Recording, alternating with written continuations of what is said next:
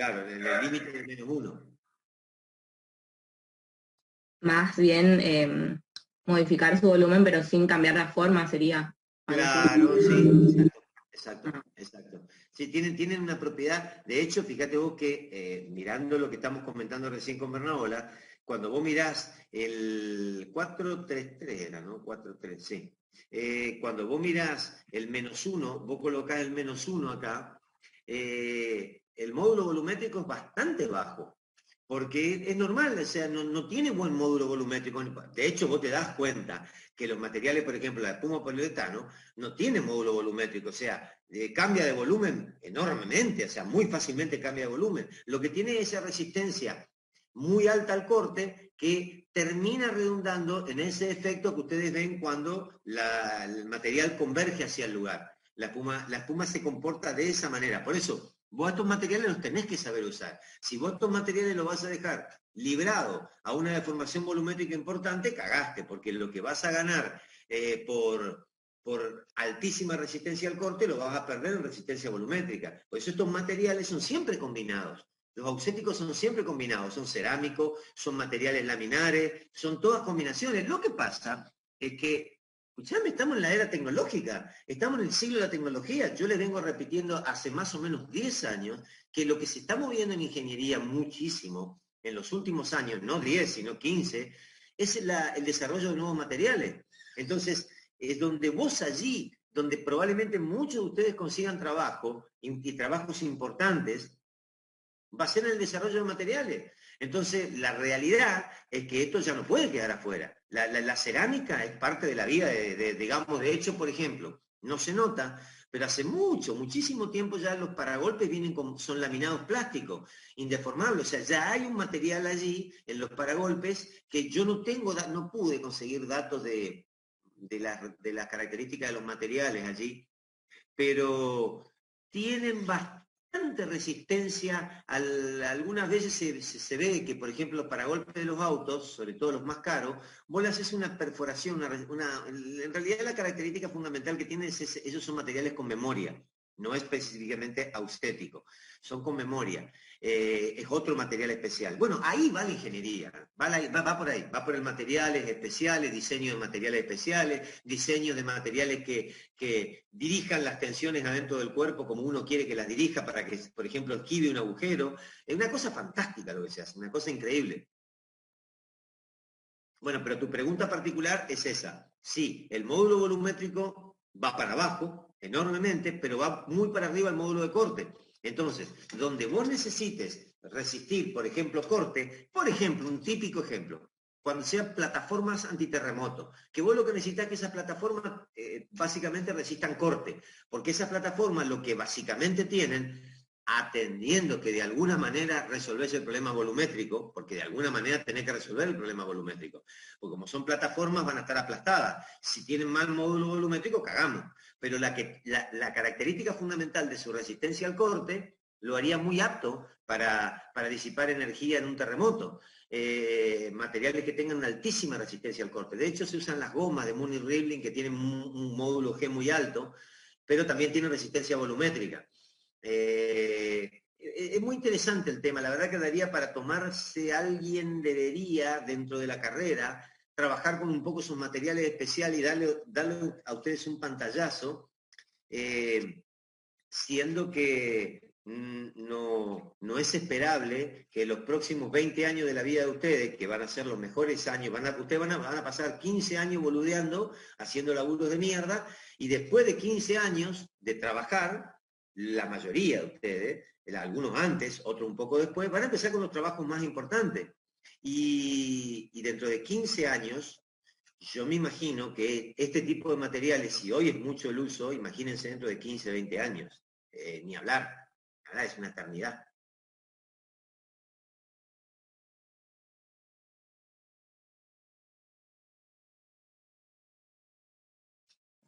Profe, yo tengo una pregunta, pero es de la unidad 3. No sé si quiere seguir con la unidad 4 ahora No, o vamos a pregunta. la 3, porque de última ya a alguno le va a aparecer una pregunta de la 4 y volvemos.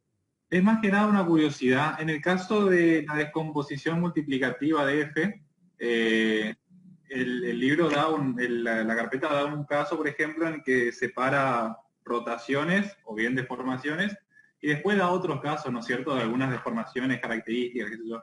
Mi pregunta es, ¿esa descomposición multiplicativa podría servir, por ejemplo, para caracterizar la deformación de un material elastoplástico, separando la parte elástica con la parte plástica, por ejemplo? Hace años se usa eso. Yo en mi tesis de maestría en el año 98 usé eso, para que te hagas una idea. Sí, absolutamente.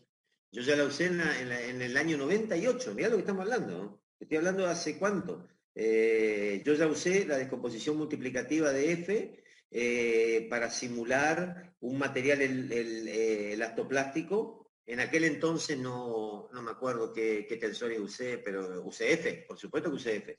Porque la parte del corazón, donde yo iba avanzando en la deformación del material, tenía eso, y anduvo muy bien.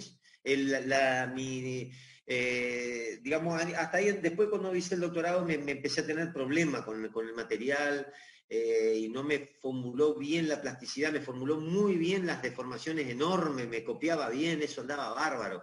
Pues tuve unos problemas con la plasticidad que supongo que se resolvieron después. Moro Hickey empezó a trabajar con otro mecanismo de plasticidad, que yo no sé bien si utiliza descomposición multiplicativa de F, creo que sí, casi seguro te diría que sí, ahora que estoy pensando, porque usa consistencia termodinámica, así que seguro que usa. Habría que ver cómo lo usó él, estamos hablando de muchos años después, eso se va mejorando con el tiempo. Pero sí, absolutamente, sí. Sí. Así, de hecho, mirá, cuando ahí en la página está la tesis de maestría, y en algún lugar, no me acuerdo bien si lo dejé, pero en algún lugar está la descomposición multiplicativa de F ahí usando para plasticidad, es típicamente. Para plasticidad fue lo primero que se usó. Después se empezó a usar, digamos, para muchas cosas más sofisticadas que plasticidad, sino estados de tensiones que son, como le decía yo a ustedes, son aparentes, que no son reales, pero son convenientes apoyarse porque permiten resolver, generalmente lo que se busca es el estado descargado. Es una característica de buscar alguna configuración intermedia que no tenga carga. O sea, hacer de cuenta que el material que pasó de este estado tensional a este, en el medio pasó por supuesto, no siempre pasa eso, pero en el medio pasó por un estado tensional nulo. Y de ahí se pueden hacer algunas cositas. Es sumamente interesante la descomposición. Yo te digo, el poder de esta herramienta es impresionante, impresionante. Profe, ¿y esa descomposición multiplicativa se podría hacer, o sea, más de 2 veces y teniendo en cuenta cualquier tipo de fenómeno, Totalmente. sería de material? Sí, yo acá te muestro, por ejemplo, el caso de la célula. En estos casos toman varios estados intermedios, sobre todo este autor, estos dos italianos, Ambrosi y Molica, utilizan eso. Yo no estoy pudiendo usarlo, me está costando mucho para lo que quiero hacer, porque no estoy hijo de puta, tostano de mierda, no me dicen bien cómo hacer, se están guardando algo. Son medio egoístas, ¿viste? Alguna cosa se están guardando. Y no, yo le mandé a preguntar y me pasó, en realidad hay otro que trabaja con ellos que es muy macanudo, que ese sí me pasó material, pero estos dos más o menos, che. Sé que no entiendo muy bien qué es lo que están haciendo, estoy re caliente, pero no me sale la puta madre. Pero algo están haciendo, alguna cosa rara ahí en el medio con una configuración intermedia, porque en el caso de la célula es muy importante separar, porque el caso de la célula, ahí hay una cosa, mirá, interesantísima.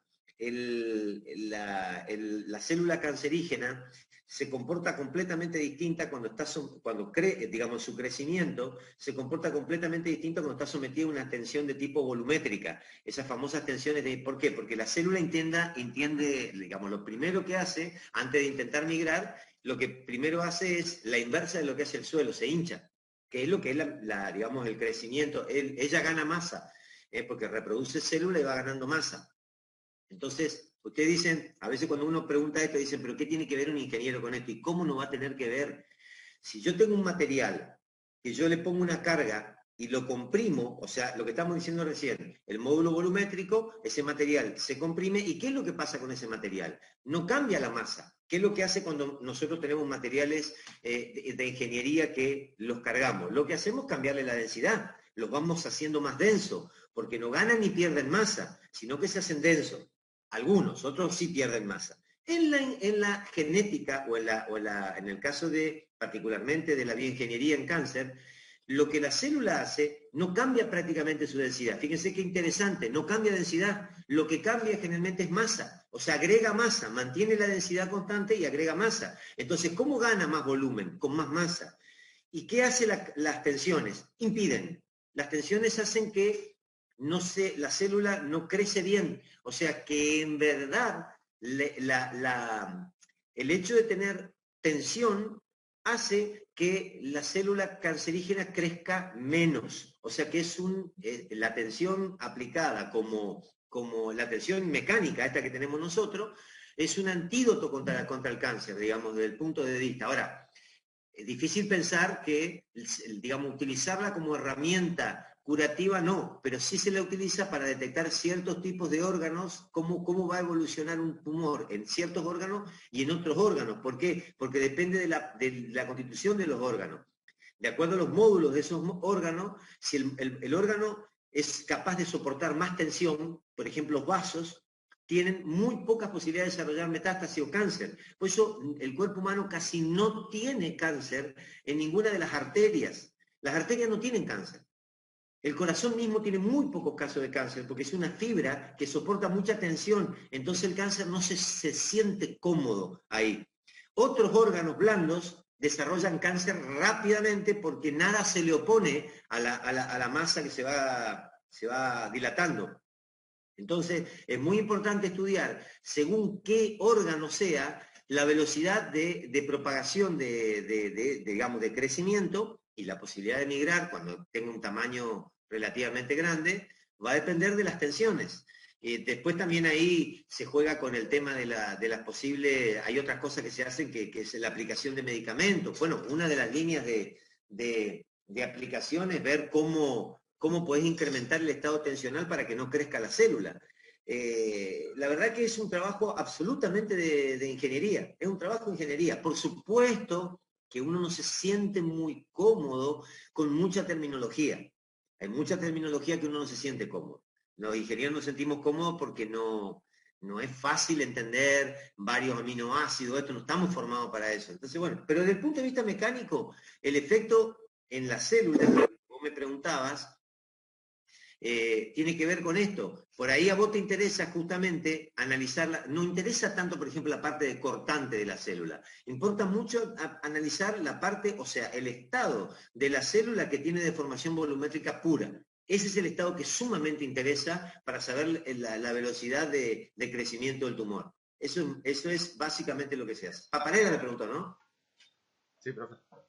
Sí, no te tengo acá, no lo estoy viendo, estoy viendo.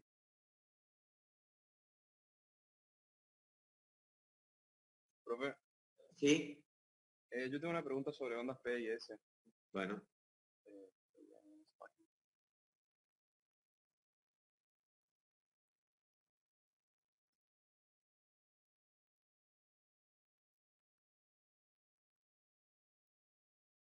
Bueno, dale. Sí, sería en el párrafo antes de que diga el de onda S. Onda P, acá este párrafo. Sí, es cuando habla de que en una onda P introduce, además de las lógicas normales, tensiones de corte, o sea, sin la presencia de ondas S. No llegué a entender muy bien cómo se puede dar ese efecto, digamos, adicional. Sí. ¿Sabes qué pasa? Que la onda P, si bien la onda P es una propagación volumétrica, ¿no es cierto? Pero vos te tenés que poner a pensar que cuando se propaga esa deformación volumétrica, vos no tenés que pensar, porque yo entiendo cuál es el problema acá, por eso yo lo pongo a esto especialmente. Cuando vos pensás en la deformación volumétrica, lo que uno tiende a pensar en agarro algo y se me hincha volumétricamente y entonces, ¿cómo voy a tener corte? Claramente no va a tener. El problema es que la onda P va produciendo un desplazamiento adentro del material y entonces desarrolla cambios de volúmenes en lugares determinados del material, no en todo el material a la vez. Desarrolla cambios de volumen en un lugar donde el otro lugar está quieto. Yo no logro que ustedes lo vean porque no me sale bien en la filmina, es una porquería, no sé por qué ese TIFF no sale, pero a ver si lo puedo poner acá, onda P, déjame ver que hay, siempre aparece ese dibujito, a ver si lo puedo hacer andar. Una onda P, porque si no me aparece esto. Y en imágenes, vamos a ver si lo logro, esta imagen que está en todos lados, pero hay un TIFF de esta imagen, a ver, espera, voy a ver si lo puedo ver. Imágenes, videos, a ver. No, imágenes, quiero la imagen, espera, herramientas, tipo, vamos a ver, GIF, vamos a ver si me sale el GIF. Acá está, mira, es típico está en esto. Bueno, cuando vos mirás esto, a ver si lo puedo hacer andar hasta GIF. Sí, porque corno, mirá cómo hace. ¿Ves? Entonces, ese desplazamiento que hace la onda P, que este es el dibujo que está puesto en la filmina de clase, pero no me anda, no sé qué le pasa, se me congela.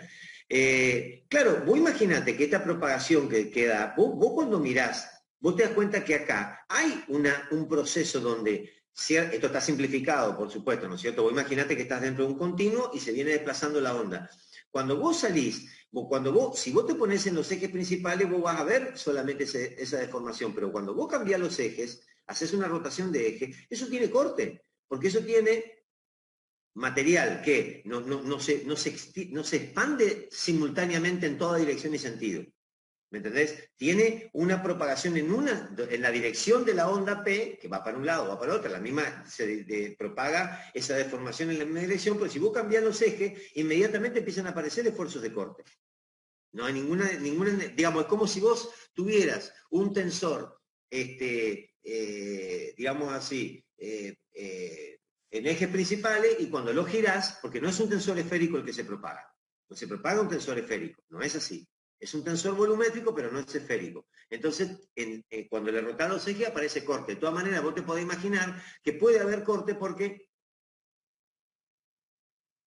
en un sólido, en un continuo, no es este el caso, en un continuo, voy inmerso en la masa de continuo, la onda se desplaza y bueno, hay partes del continuo que pueden no estar siendo comprimidas. Entonces, al haber una diferencia en la deformación, claramente se van a generar cortes en distintas direcciones. No está impedido el corte, porque el material resiste corte. Donde vos no tenés esa posibilidad es en el fluido. En el fluido claramente no va a haber corte. ¿Pero por qué no hay corte en el fluido? Porque el fluido no soporta corte.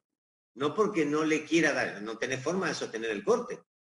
Eso que va a generar probablemente una onda P en tu fluido, genere en algunas partes un remolino, pueda generar algún remolinito, algún movimiento, digamos, de ese tipo.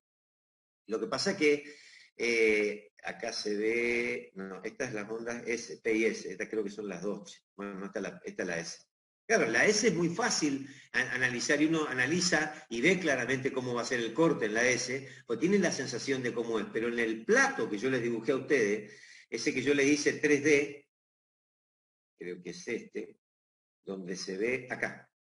Este sí, este. Vos fíjate que esto es una onda volumétrica, pero vos ves cómo hay vos te das cuenta que vos intuitivamente cuando ves esa placa, vos podrías decir que ahí no hay rotaciones. Vos hasta vos te das cuenta como lo que son líneas rectas hacen cimbroneo. O sea, hay un proceso de rotación producto de la propagación de la onda P. O sea que en este caso, cuando vos lo ves ya 2D, ni siquiera 3D, lo ves 2D nomás, vos te das cuenta cómo se produce. Claramente ahí no hay ningún impedimento a la generación de cortantes, de ninguna manera. Distinto cuando vos lo mirás acá, que parece que sí, que no hubiera, en este bol parece que no hubiera cortante. Parece que acá no, porque claro, porque estamos viendo una barra donde prácticamente se comprime, se expande, se comprime, se expande. Pero en estos casos, son los casos comunes de sólidos 3D, acá creo que era este. Acá, ahí ves claramente la deformación que hay. Creo que este sí se ve en mi filmina, pero el otro no. No sé si ahí te convence el tema. Profe, una pregunta que se me ocurrió. Usted dijo que los fluidos no hace tan corto, entonces por lo general no transmiten ondas S. Sería así. ¿Qué Sí. pasaría en por ejemplo, si yo tengo un terremoto que ocurre en una zona costera y se está transmitiendo, como, no sé, digo así, muy al voleo, la placa tectónica, digamos, una onda que tiene combinación de las dos y toca con el suelo marítimo, digamos? Sí. Ahí, digamos, es como que las ondas S se anulan, digamos, para pasar, para transmitir por el agua. Y te hace lubricante, digamos. Si te quita las ondas S y transmite la P nomás, ¿sí? El fluido, suponete casos que vos estás, un ejemplo que vos estás dando, que se puede dar inclusive si bien, digamos, geológicamente, hay cosas que uno puede pensar el ejemplo, pero no son tan fáciles de darse geológicamente. Por ejemplo, un caso típico son las napas subterráneas gruesas, donde vos venís con la onda expandiéndose por el terremoto y encuentras esas láminas de agua grandes y ahí hace como filtro. Esa lámina de agua la hace de amortiguador a la onda S. De todas maneras, y para desgracia, la complicada y destructiva es la onda P. Tiene mucho más energía la onda P que la onda S. Por lo tanto, no es que vos ganas mucho evitándote la onda S. Más o menos más. O sea, mejor, sí, porque peor que te llegue, que te peguen por todos lados. Pero la onda P es la peor, la destructiva, la más rápida, la que llega primera. Es la que más, como tiene más energía, se disipa mucho menos. Es como el asesino silencioso, ¿no? Porque esa es la no tan silencioso, porque hace ruido. Pero no, es verdaderamente la destructiva. Pero claramente lo que vos estás diciendo es así, cuando hay agua, filtra, la onda S no pasa y pasa solo la P. Me parece no sonar. Profe, yo tengo una duda con respecto a eso porque había una pregunta en el cuestionario ese que está en la página de Sí. las ondas S y las ondas P, si son independientes. Y yo estuve buscando en el apunte y la verdad que le pegué el bizcachazo, digamos, pero hay unas opciones, si me permite compartir. Dale, a ver cómo es, cuál es, porque Dale, no me acuerdo. ahí está, ¿lo ve? Sí. Onda P, la onda S, onda P son independientes. Cuando referimos todo a ejes principales, cuando el material es elástico, cuando el material es isótropo, ninguna no sabe. Bueno, ¿a vos qué te parece ahí que puede ser? Decime vos qué te parece a vos. Y bueno, en lo En que hace en el realidad, apunte es, sí, sí, en realidad no, yo creo que esto vos sabés la respuesta porque te autocorrige, ¿no es cierto? Claramente la idea de esto es que lo hagan cuando sin saber. Pero lo importante es, cuando vos la hiciste, no viste, o sea, ¿qué pensabas vos que era? Vamos a tratar de ir al revés. ¿Qué pensaste vos que era?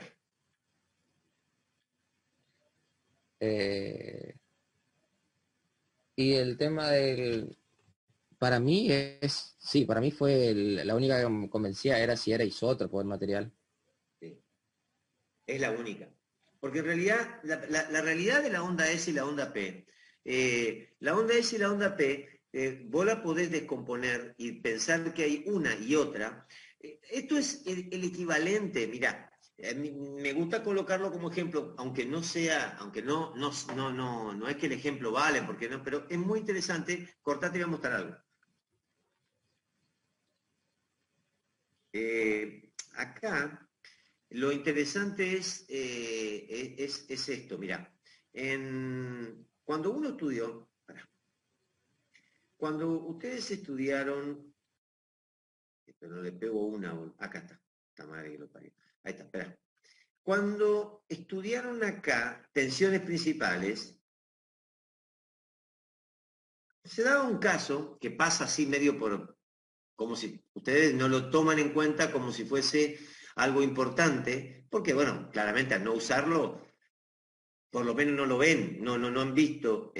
Bueno, bien, mira, ¿viste cuando el tensor está referido, cuando el tensor es un tensor esférico, ¿no es cierto?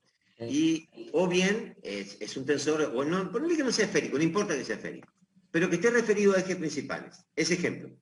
Fíjate lo que pasa acá. Uno puede decir que en este punto, este caso, en este punto, en el caso de las tensiones es un análisis punto a punto, la tensión T1, la tensión T2, la T1, la T2 y la T3 son independientes, son como linealmente independientes. O sea, vos podés calcular la T1 sin tener necesidad de trabajar con ninguna herramienta de la T2. Vos fíjate que este es un caso donde yo digo que la T1 es sigma 1 por N1, por lo tanto, tomo este elemento del tensor de tensiones y nada más. Pues sí, de hecho, si yo no conociera estos dos, no tengo ningún impedimento en calcular la T1. Eso no pasa normalmente, esto no es así. Esto es solamente porque estamos en esta situación. ¿Cuál era el caso general en el tensor de tensiones? Algo que voy a mostrar, pero ustedes están clarísimamente, lo tienen clarísimo. En el tensor de tensiones, cuando nosotros calculamos la tensión T igual a T por N,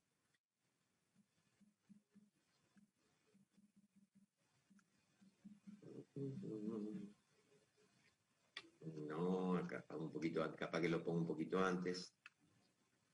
Acá. Este es el caso general, ¿no es cierto? Esto es lo que normalmente ocurre. La tensión T1 no se puede calcular sin pensar en la T2. ¿Por qué? Porque en realidad la tensión T1 utiliza tensiones T21, que también utiliza la T2, y utiliza tensiones T31, que también utiliza la T3. O sea, acá las tensiones entre sí no son... El sistema de tensiones no es independiente en el caso general. Las tensiones dependen mutuo, digamos, si bien son tres independientes, lo que vos, digamos, vos no podés calcular una, o sea, podés, no es que no podés, pero para calcularla necesitas conocer la totalidad del tensor de tensiones. Fíjate vos, tengo que conocer una pata que la uso en T2, una pata que uso en T3. Bueno, claro, no me interesa la T22 y no me interesa la T33, pero esta T1 no se puede calcular solamente con la parte 1. Necesita parte de la 2 y parte 3. O sea, el eje 2 y el eje 3 influencian sobre el eje 1. Algo que no pasa cuando las tensiones son principales. Cuando vos tenés el sigma en tensiones principales, el eje 1 depende del 1. Por eso yo puedo desconocer lo que falta con el resto del tensor cuando está en ejes principales T. Para que no llega nunca.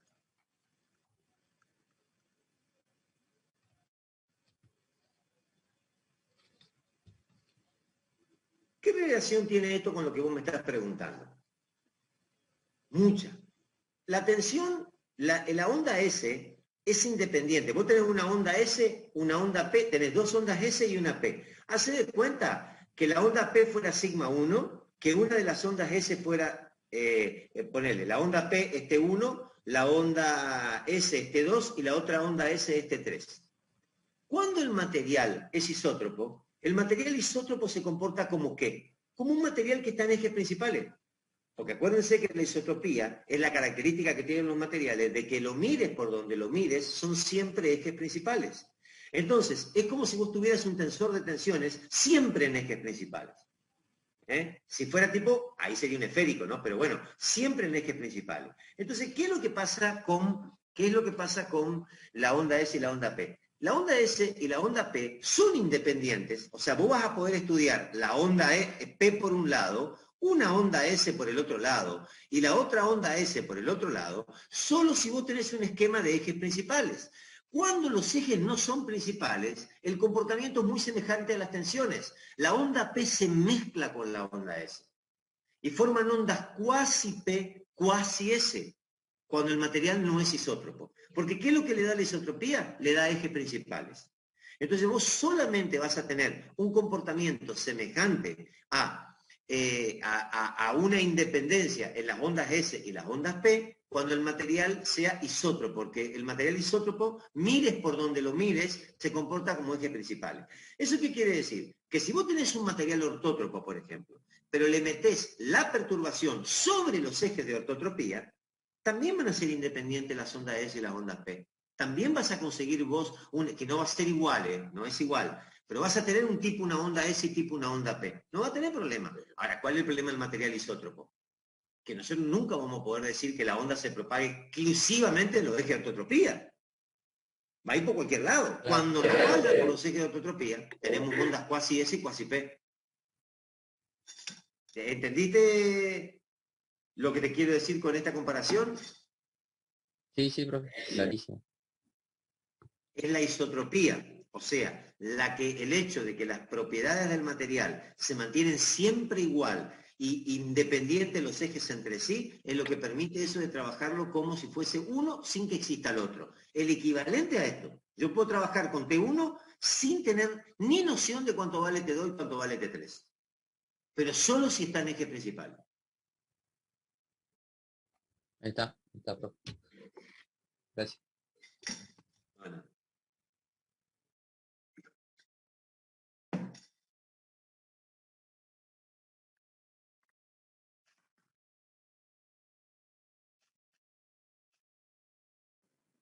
Profe, ¿Dale? yo me quedé pensando en lo que comentó recién, el tema de la onda P, de que tenía tensiones por corte.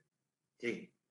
Puede ser algo parecido a lo que hablamos en la unidad 2 de compatibilidad que decíamos, formación. O sea, si nosotros teníamos una diferencia de deformaciones, tenía una rotación. En este caso, como tengo una diferencia de propagación o de formación, tengo un corte, sería, puede ser. Sí. En la misma raíz. Lo que pasa es que en general se ve mucho más violentamente eso cuando vos ves la onda S, porque tenés la propagación de los tita, y cuando vos propagás tita es mucho más fácil de ver, porque los titas son diferenciales. Pero la onda P es un gran engaño creer, porque uno de entrada, vos cuando ves la onda P, vos decís, no tengo ninguna duda que hay corte, porque no tengo ninguna duda que pasa eso que vos estás diciendo. O sea, que va a haber el efecto diferencial de intentar ir girando los rotores en distintos lugares y al ir propagando va a ir generando problemas. O sea que segurísimo que la onda P me da corte.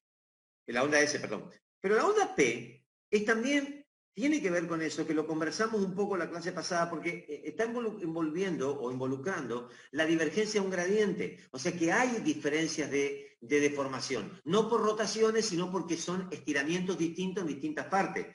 Y claramente se generan tensiones. Hay un ejercicio que yo les preparé,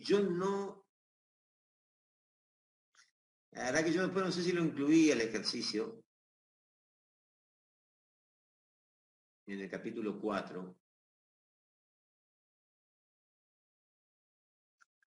Había uno acá que más o menos, no mucho, pero más o menos trataba el problema. No, por lo que estoy viendo ya no. A ver.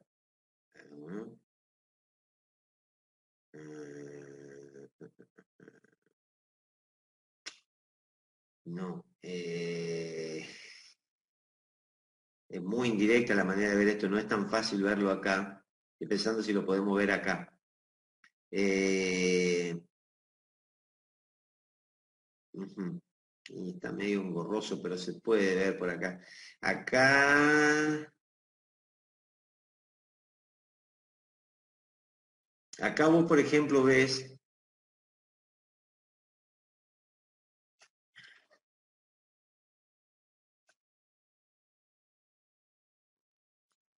No quiero que termine siendo más complicado. Miren esto, yo les recomiendo que cuando estudien le den especialmente pelota a este ejercicio, al 7. Mírenlo al problema 7 porque es bastante aclarador en cuanto, o por lo menos te dispara algunas cuestiones que te pueden hacer dudar de cómo funcionan las propagaciones. Acá, a pesar de que estamos hablando del tensor acústico, el tensor acústico es una onda, así que tiene todas las características de la onda. Entonces, tiene la parte de onda, tenés la onda E, la propagación de la E, no, me parece que se lo voy a complicar.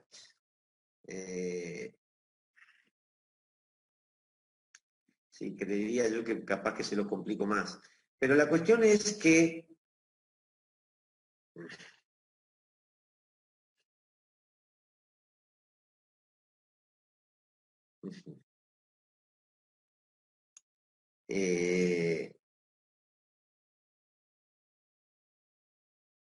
sí. La primera matriz de presión tensor que tiene un eje principal coincidente con N1. Ujú.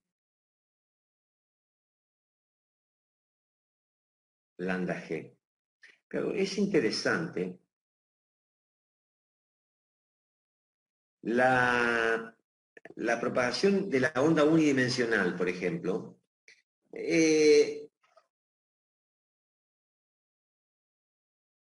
tenés, bueno,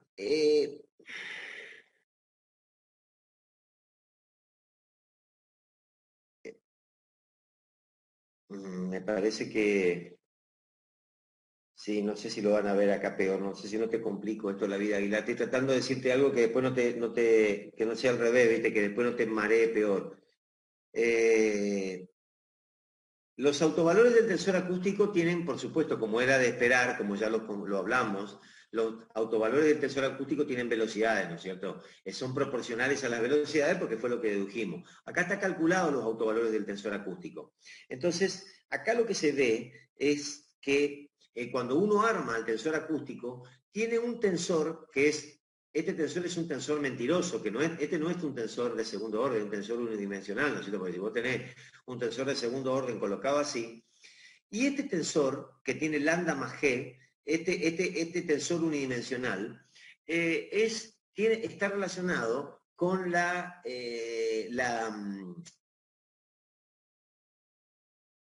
digamos, la propagación de la onda P. Entonces, lo que pasa en verdad, a ver, lo que pasa en verdad que la onda P no es un tensor esférico. Hay que entender, porque por ahí creo que esa puede ser la confusión del problema, que la onda P ustedes la imaginan como un tensor esférico. Si hubiese sido un tensor esférico, no pasaría lo que vos estás diciendo. Pues si fuera esférico, se iría deformando en forma pareja para todos lados y nunca tendría diferencial de deformación en los distintos puntos como acabas de diferenciar vos. La onda P es un tensor volumétrico, pero no es esférico. Entonces, ¿qué quiere decir? Que el que no... Vos agarrás un tensor en ejes principales que no sea esférico. Ese tensor, mentira que no tiene corte en ningún plano. Tiene corte, vos lo mirás, es un esférico, vos decís, pero el tensor esférico está relacionado exclusivamente con deformaciones volumétricas.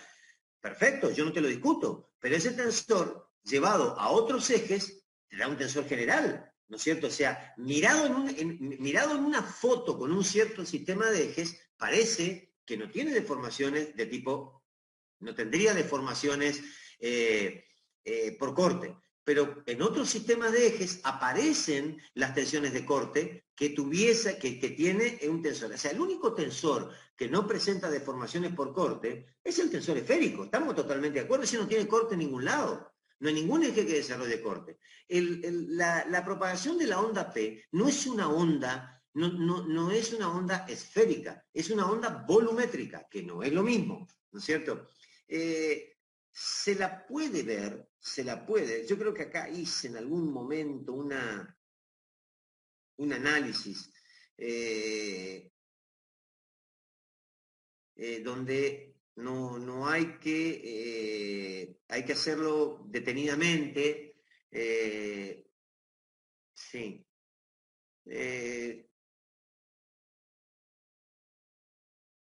Sí, es mirar este tensor acústico, ¿ves? Este es el típico caso, bueno, esto es lo que explica también lo que estaban preguntando recién, de que por qué eran independientes las ondas S y las ondas P.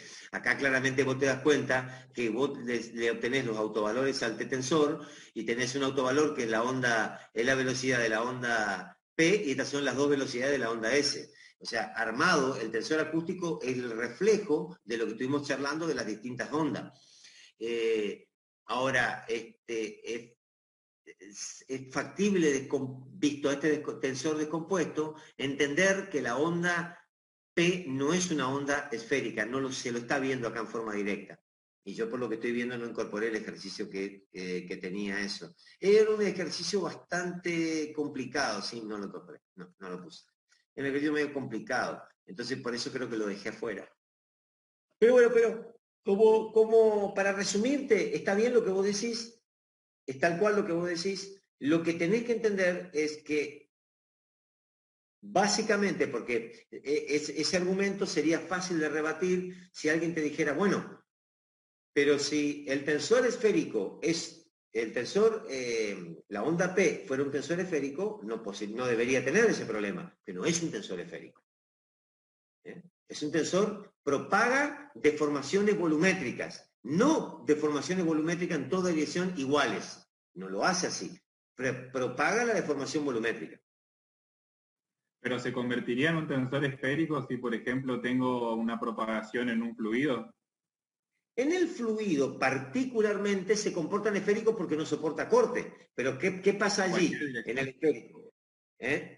Claro, en el esférico vos tendrías que readecuar este tensor de acústico, vos tenés que readecuar este tensor acústico porque en el esférico te presenta la característica de que no soporta G. Entonces, si vos mirás lo que te pasa, entonces sería, se te llena de 0,6 y te queda solamente lambda. Entonces ahí sí, claro, en realidad lo que estás teniendo vos es como si fuera una cosa unidimensional. Se comporta unidimensional y por supuesto que no tiene corte. Por supuesto que no tiene corte, pero es muy característico lo que hace la onda cuando está en el fluido, va como un torpedo, digamos, dentro del fluido. La onda va como un torpedo desplazándose como si fuese prácticamente una estructura unidimensional. Eso es lo que hace la onda. Por eso no tiene corte tampoco, no hay ninguna distorsión en el procedimiento, cosa que no lo puede hacer en el sólido. En el sólido se quiere mover como una línea, pero lo van tironeando en los distintos lugares que lo están agarrando. Básicamente esa es la característica. Hay manera de calcular. Cuando uno calcula al tensor, vos calculás cuáles son los esfuerzos dividido a P, te sale que es un tensor que no tiene corte. Vuelvo a repetirte, es un tensor en ejes principales, pero no son las tres tensiones iguales. Entonces no es esférico. Entonces vos lo girás, vos no mirás la sentido de la propagación, sino mirás cualquiera de los otros ejes y tiene lo mismo que pasa con un tensor en ejes principales. Vos cuando ponés un tensor en ejes principales, vos no estás decretando en ese... Cuando vos tenés un punto, ¿no es cierto? Y el tensor de tensiones vos lo ponés en ejes principales, porque vos lo pongas en ejes principales, no estás decretando que ese punto no tiene corte. Bueno, eso es vos no podés, pues sería muy fácil eso. Directamente lo único que tengo que hacer es usar el sistema de referencia para decir que un lugar tiene corte o no tiene corte. De ninguna manera. O sea, yo cuando hago un estado de tensión de un punto, ahí hay o no hay corte de acuerdo a la característica tensional. Que yo lo refiera a un sistema especial, ¿no es cierto? En ese sistemita de ejes parece que no hay gamma, pero en todos los demás hay. Entonces el punto tiene gamma. No es que el punto no tiene gamma. Entonces, no hay que dejar... El efecto es exactamente el mismo. Confundirse porque uno lleve un estado tensional a ejes principales, pensar que ese punto no tiene corte. De ninguna manera. El punto que no tiene corte es el esférico. Ese no tiene corte. O uno que tenga dos tensiones principales iguales y entonces en ese plano completo vos no tenés ningún corte. Entonces, ¿te acordás lo que conversamos en el capítulo 1 o 2? Lo mismo, porque para deformaciones es lo mismo. La realidad del estado del punto no depende de los ejes en los que vos lo pongas. No depende de eso. Entonces, lo que vos tenés particularmente es muy...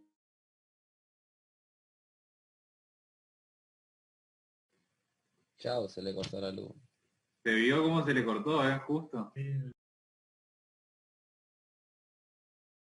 U1, tanto con U1, U2 y U3, todos dan derivada con respecto a Q1. Uno se transforma exclusivamente en una épsilon, pero los otros dos generan gamma. Son gamma, digamos, no tiene las dos componentes del gamma, es gamma en una sola dirección, porque vos tenés derivada de U3 con respecto a Q1 y no tenés derivada de U1 con respecto a Q3, pero no importa, el gamma 3,1 está. Por lo tanto, claramente, la propagación de la deformación volumétrica, esa deformación volumétrica, o sea, la onda P, tiene corte. Claramente tiene corte. O sea, hay gamma por todas partes. O sea que no tenés ninguna posibilidad de que no haya gamma. ¿Entendés? No hay ninguna posibilidad de que no haya gamma. Sí, Después se clarísimo. puede demostrar que tita, cuando se propaga tita, se propaga como se propaga sin deformación volumétrica, o sea, particularmente tita en la propagación de las rotaciones, ese se propaga con el primer invariante nulo, Por lo tanto, la tita sí no tiene deformación volumétrica. Fíjate vos qué conclusión tan antinatural que tiene el problema. Vos mirá y decís, tita no digo nada, tita debe tener de todo, la propagación de tita debe ser de todo. No, la propagación de tita no tiene deformación volumétrica, es solamente deformación por corte, mientras que la supuesta deformación volumétrica exclusiva no es volumétrica exclusiva, tiene volumétrico y tiene corte.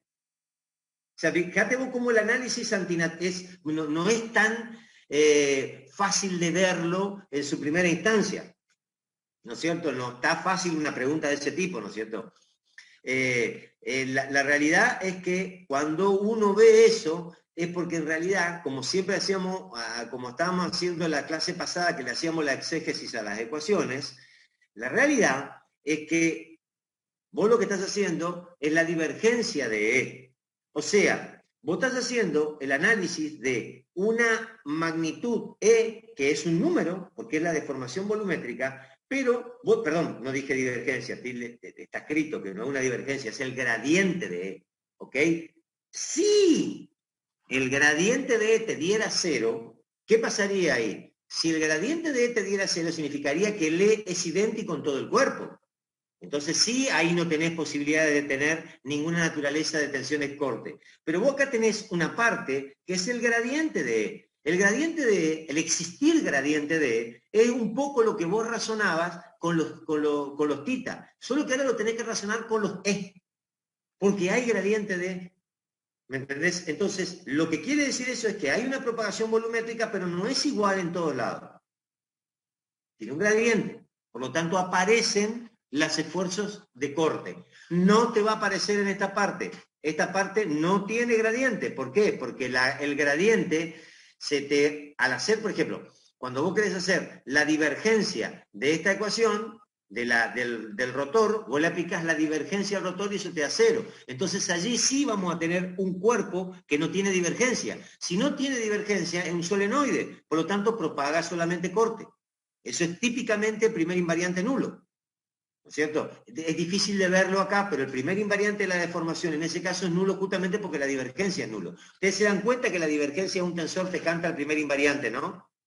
Podés ver eso, ustedes lo ven eso. La divergencia, cuando vos haces la divergencia de un tensor, ¿qué es lo que hacemos? Haces, agarrás y te queda la sumatoria de la derivada de la diagonal principal. Entonces, si eso es 0, es porque estás perdiendo la diagonal principal. O no hay derivada o estás perdiendo la diagonal principal. ¿No es cierto? ¿Entienden, no? Porque la divergencia siempre está vinculada a la diagonal principal del tensor. Si alguien no lo ve, me lo dice. No tengo lápiz acá, entonces no te lo puedo escribir. Yo no lo vi, profe. Si lo puede. Mirá, agarrá un papel. Ahí al lado tuyo. ¿Agarraste una lapicera? Bueno, ahora, poné el tensor T y J. Escribí T y J. Sí. Bueno, a ese tensor T y J, aplicarle una divergencia. O sea, ¿qué es lo que tenés que hacer? Tenés que agarrar y tenés que hacerle la divergencia de T y J. O sea, que le vas a tener que aplicar al tu tensor T y J, por ejemplo, tenés que aplicarle el tensor gradiente, aplicar el tensor gradiente J a eso, ¿no es cierto? ¿Y qué es lo que te va a terminar dando? Te va a dar, cuando le apliques, te va a decir que tenés tau 1,1 más tau 2,2 más tau 3,3. O sea, ¿qué es lo que te hizo? Te derivó y te sumó la diagonal principal. Sí, sí. Eso es lo que te hizo. Bueno, si eso te da 0, vos lo que estás teniendo es claramente un tensor desviador, porque el tensor desviador es el que tiene su primer invariante nulo. Entonces, lo que propaga esto, como tiene esto, que está acá como su divergencia 0, esta parte propaga exclusivamente, es un tensor de tipo, claramente te das cuenta que la divergencia de esto es 0. ¿no es cierto? Entonces quiere decir que se trata de un tensor con su primer invariante nulo. Por lo tanto, es lo que te dije yo recién, es un tensor que no tiene deformación, es un desviador. Es siempre un desviador. Está, profe. Esta parte es siempre desviador. Es típicamente la característica del tensor desviador. Entonces, lo que parecía que te da quilombo por todos lados, te da solamente propagaciones de corte. Y lo que parecía que te daba solamente propagación volumétrica, te da de todo. Esas son las engañas pichangas de cuando uno hace la lectura de las expresiones matemáticas, hay que leerlas con cuidado. Y yo siempre les digo, sin necesidad, cuando uno se acostumbra o lo internalizás al significado de las distintas operaciones, vos allí no vas a tener necesidad de hacer esa derivada. Ya prácticamente vos vas a empezar en la cabeza a saber, claro, si la divergencia nula es aquella clase que yo les mostraba, la clase de matemática, de aquello que tenía divergencia nula era todo lo que se movía sobre un círculo. ¿Se acuerdan? Era lo que se llamaba solenoide, era incompresible. Por lo tanto, si es incompresible, no tiene primer invariante, porque no tiene deformación volumétrica. Bueno, del otro lado, si tiene gradiente, tiene cualquier cosa, porque es un gradiente. Tiene cualquier cosa, el gradiente te permite dar cualquier cosa. Bernabé, vos lo querés hacer a tu hijo ingeniero, ¿estás seguro? Mirá que le va entrando de a poquito esto y se va a hacer ingeniero, amigo. Así amargado como voy yo. Se acerca a ingeniería y lo saco a los patadores. Sí, totalmente. Bueno, pero no funciona. No, yo quise hacer lo mismo y no hubo caso, uno siguió. Profe, ya que está, no sé si se acordó, Rivolta el otro día le había encontrado una cosita con los índices en la compatibilidad. Sí, ya está arreglado, pero no está subido. Sí. ¿Puedo revisar? ¿Está? Sí, mirá.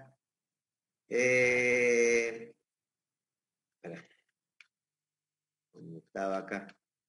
Y ya lo arreglé. Inmediatamente que terminé la clase me fui a mirar porque dije, bueno, lo voy a arreglar ya, porque lo dejo pasar 2 días y me olvido completamente. Compatibilidad.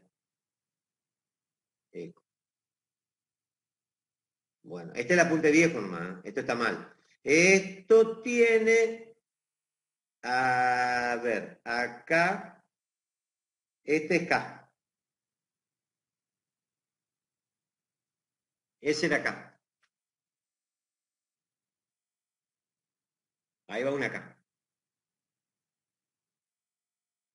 Fíjate que reproduce la expresión de este lado. Fíjate que de este lado, porque también inclusive rápidamente lo pude resolver sin hacer mucha matemática. Después lo verifiqué. Porque esta expresión es este lado de la igualdad. Esta expresión es esta. ¿No es cierto? Donde se está derivando con respecto, se agrega una derivada con respecto a L. Entonces, al agregar esta derivada con respecto a L, se pone una L acá y una L acá. De este lado, la expresión es agregar una derivada con respecto a K. Por lo tanto, se pone una K acá y una K acá. Estas expresiones, si vos después cuando la estás haciendo, mismo este tipo de reglitas que yo les digo es lo que a ustedes les permite controlarse mutuamente, ¿no es cierto? Que te salta a la vista y te permite seguir, digamos, no es tan arbitrario todo lo que se hace, no es tan loco y arbitrario. Se va repitiendo, hay una obviamente que se va repitiendo, hay un orden, digamos, ¿no es cierto? Sí, efectivamente, tenía razón Rivolta y esto estaba mal. Acá va una K. Profe, y sobre ahí mismo, en la parte final donde le expresa en términos lineales, algo así, ¿eso para qué sería? ¿Cuál? Para. No, dentro del mismo desarrollo. Sí, profe, esa anulación podría explicar. Sumamente importante. Yo te voy a explicar. Yo no la explico si no me la preguntan. ¿No es cierto? Yo no la explico si no me la preguntan. Porque si no, si yo la explico en el momento que... primero, no nos va a agregar nada a nosotros, porque nosotros nos quedamos solamente con la parte que no tiene productos de Christoffel, ¿no es cierto? Uno no se queda con esta parte, la desprecia. Lo que estás haciendo acá... ¿Perdón? Pero, ¿por qué hacemos eso, profe? Bueno, ¿Lo es una, despreciamos? claro, una aproximación de primer orden. Listo. Es exactamente eso, una aproximación de primer orden. Nada más. O sea, no, si vos tuvieras que hacerla completa, si vos lo haces completo, no queda esta expresión. No te va a quedar esto. Te queda bien más complicadito que esto. Porque este fue el resultado de esta primera parte nomás. Te queda esta primera parte más toda la segunda parte. La segunda parte es una Para, profe, característica... profe, Sí, pero esa ecuación también tiene los productos. sí, pero tiene producto, ¿sabés por qué tiene producto esta expresión? Perdón, acá arriba... No, espera. No, estoy haciendo boludeces, no estoy escribiendo mal, no es esto. La parte, me fui directamente a esto, lo mismo que esto, ¿no? Acá Por e- está transcrito. No. Lo que no tiene, lo que uno desprecia es, espera. Acá lo que despreciamos es,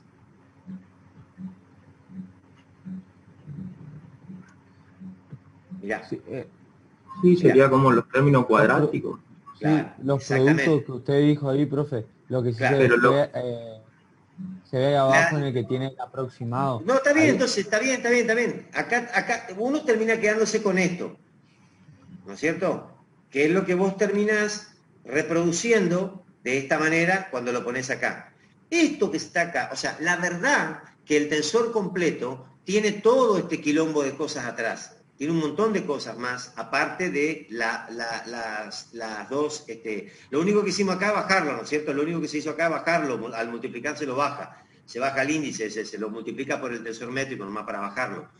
Pero el tema es que vos allí aparecen derivadas. ¿Qué es lo que pasa? Vos pensás que vos tenés que cada uno de estos símbolos de Christoffel a su vez tienen derivadas. Entonces son productos de cosas chicas. Entonces, del mismo grado de aproximación que uno tiene cuando hace deformaciones, digamos, desprecia deformaciones de productos de deformaciones, entonces uno desprecia la parte que tiene productos de símbolos de Christoffel. Esto está, eso es como derivada de orden superior que veíamos antes, ¿no? claro, una cosa así, no es Para exactamente, miren, lo que pasa es que variar. yo miren, esto es lo que está diciendo. Lo que pasa es que la realidad es que por ahí, bueno, yo intento, le hago el ensayo de lo que está pasando. Ahora, si no lo ven, no se preocupen tampoco. Cuando uno analiza lo que está pasando con el tensor de Riemann, el tensor de Riemann es como una especie, es un medidor, como ustedes saben, es un medidor de la curvatura de las cosas, ¿no es cierto? Es un medidor de si la superficie sobre la que ustedes están trabajando es curva o no es curva, ¿ok? Bueno, ¿qué quiere decir eso? Cuando yo paso, por ejemplo, de un plano, por ejemplo, cualquiera, de las que ustedes quieran, un cartesiano, vamos a suponer el cartesiano plano, Bien. Cuando pasa a ser el casquete, cuando pasa a ser eso, el famoso esfera que resolvimos en el ejercicio número tanto, que no me acuerdo, en el problema ese que resolvimos de la cúpula, eso ya no es más plano. Eso es detectado claramente por los dos primeros términos. ¿Qué detectan los dos segundos términos? Los dos segundos términos detectan cuando la curvatura es como analizar la cola. O sea, por ejemplo, si ustedes tienen, ¿qué les agregaría incorporar estos términos que están acá? ¿Qué incorporaría de adicional? ¿Qué incorporaría de especial meter estos términos que están acá? ¿Qué mejoraría? ¿En qué mejora? ¿En qué mejora la cosa? O vos decís, bueno, yo lo desprecio, fenómeno. Evidentemente, entre el plano y la esfera de la cúpula, me lo detecta bien, porque evidentemente para la cúpula no da cero y para el plano da cero, o sea que no hay problema ahí. ¿Qué es lo que pasa? Cuando la superficie es una superficie que vos te desplazás cerca, vos te parás en un punto y te vas moviendo en ese punto. y en todo el sector cercano a donde vos estás parado, todo parece plano.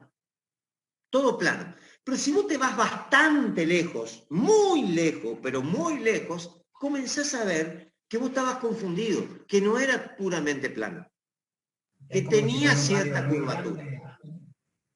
¿Cómo? Como si fuera un radio muy grande, digo. Exacto, algo así, pero ¿sabés por qué no es exactamente eso, Bernaola? Porque un radio muy grande daría una curvatura, es parecido a lo que vos decís, es parecido a lo que vos decís, pero la verdad es que un radio grande ya te lo hubiese detectado esta primera parte.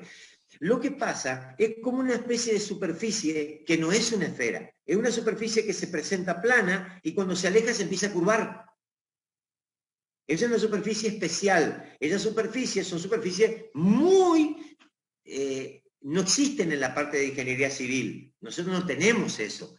¿Eso sabe dónde aparece? Eso aparece en los problemas de física. La gente que hace gravitación tiene este problema. La gente que hace gravitación tiene este problema.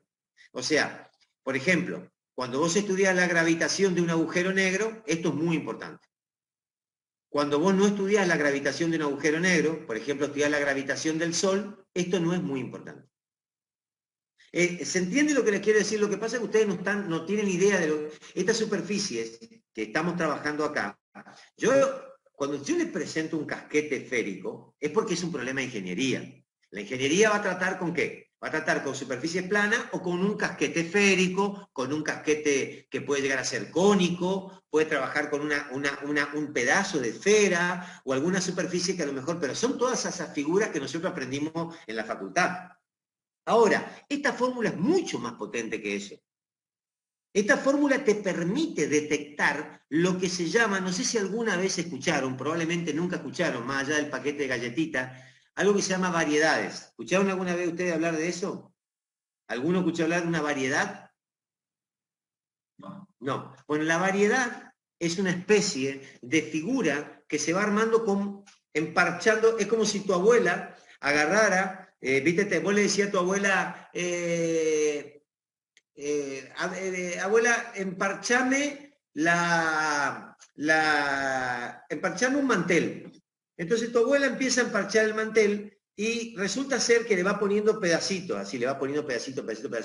Y resulta ser que en el último pedacito se le empieza a distorsionar porque se separó mucho de la mitad y en la punta comienza a quedar, vos cuando lo ponés plano al mantel, lo estirás. Imagínate que el mantel anda bien, vos lo ves bárbaro, porque cae por todos los costados el mantel, ¿no es cierto? Va cayendo por todos los costados de la mesa, decía hermoso, lo fue armando con pedacitos. Pero cuando lo agarrás al mantel y lo ponés arriba de una mesa más grande, te das cuenta que no se aplana, que la punta quedó aladeada, se aladeó en la punta. Eso es lo que es una variedad. Una variedad es una superficie que se compone por distintas superficies y que en algún lugar puede ser plano, y es plano, efectivamente es plano, porque ese mantel que te hizo tu abuela, cuando vos lo pones en la mesa del comedor tuya, que tiene 1 por 1, es plano, se acomoda bien, pero lo que está cayendo por abajo, imagínate que cae mucho, el mantel cae mucho, vos lo sacás el mantel, lo pones en una mesa de 2 por 2 y no se aplana, no lo podés planchar. El mantel nunca es plano. Se queda, viste que te pasa eso, que por ahí te queda en una punta, se arruga. No puede pasar la plancha y se arruga. Bueno, eso es una variedad. Parece una actividad, pero eso es una variedad. Una variedad es una superficie que en determinado lugar se comporta completamente plana. Y de repente se comienza a comportar como una cosa que no es plana. No tenemos nosotros ese problema. ¿Me entiendes? Porque ¿dónde se comportaría? Bien lejos de donde uno está trabajando. Entonces, eso detecta esta parte de la expresión. Detectaría, por eso es el segundo orden, porque detectaría el aladeo muy distante, es un aladeo muy suave.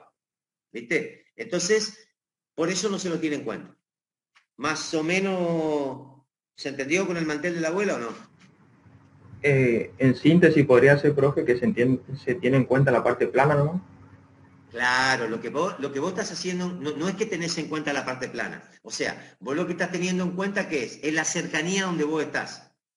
Es como que vos estás teniendo en cuenta el mantel de 1 metro por 1 metro. Estás teniendo en cuenta qué es lo que le pasa a tu mantel en la mesita de 1 metro por 1 metro. No te importa lo que le pasa a 2 metros por 2 metros.